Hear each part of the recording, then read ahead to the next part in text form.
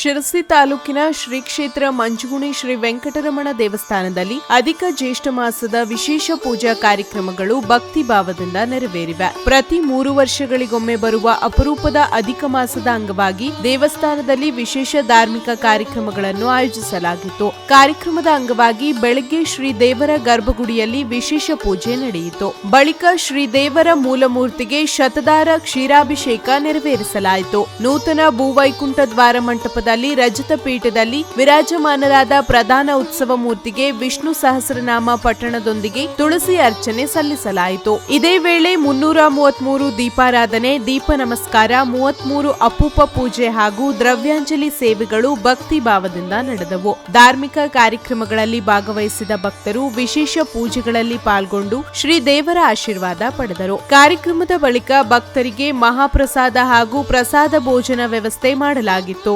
ದೇವಸ್ಥಾನದ ಆವರಣದಲ್ಲಿ ದಿನವಿಡೀ ಭಕ್ತಿ, ಶ್ರದ್ಧೆ ಹಾಗೂ ಧಾರ್ಮಿಕ ಸಂಭ್ರಮದ ವಾತಾವರಣ ಕಂಡುಬಂದಿತು.